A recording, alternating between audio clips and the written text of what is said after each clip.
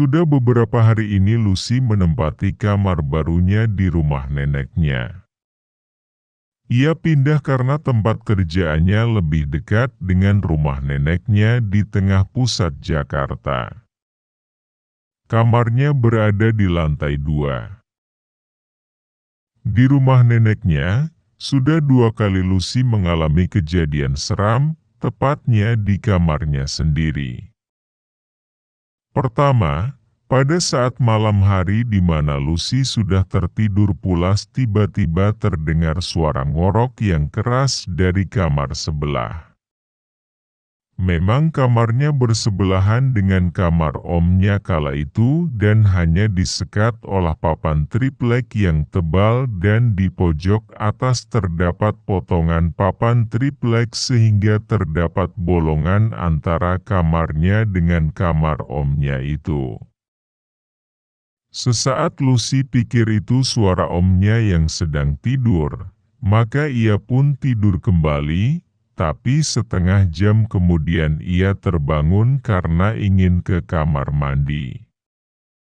Saat ia turun ke bawah, Lucy melihat omnya baru pulang kerja karena shift siang.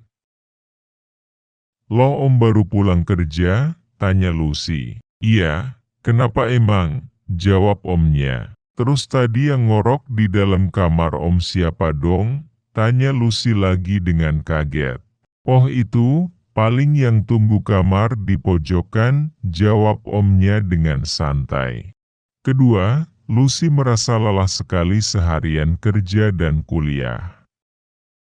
Maka setelah sampai rumah dan mandi, ia segera rebahan di kasurnya dan merasakan nikmat yang luar biasa karena bisa meluruskan tubuhnya.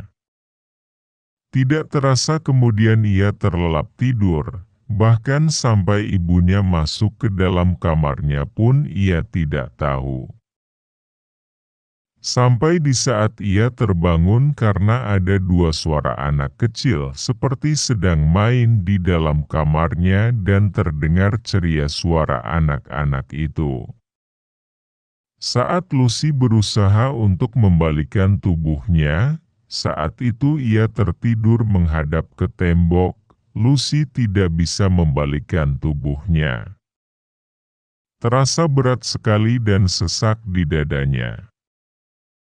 Ia pun berusaha melihat ke arah langit-langit kamarnya.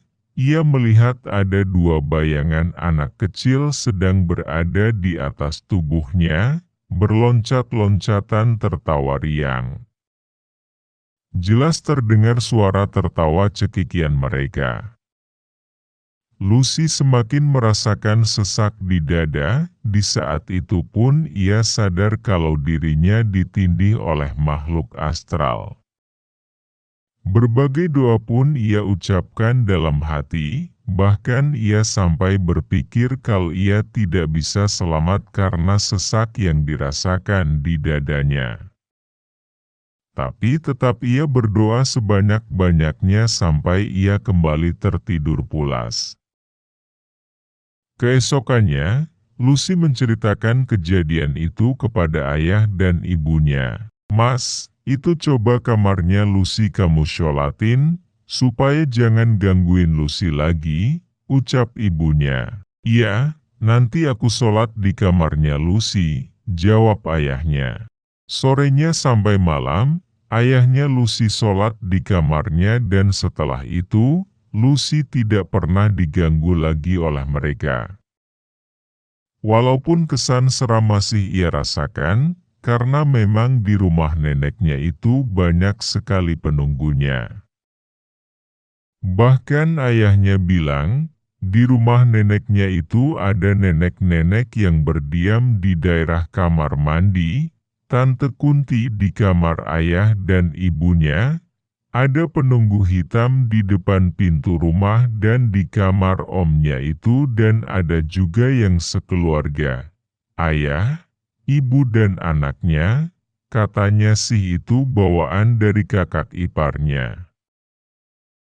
Sekarang udah aman, paling mereka mau kenalan sama kamu aja itu, kata ayahnya sedikit ketawa.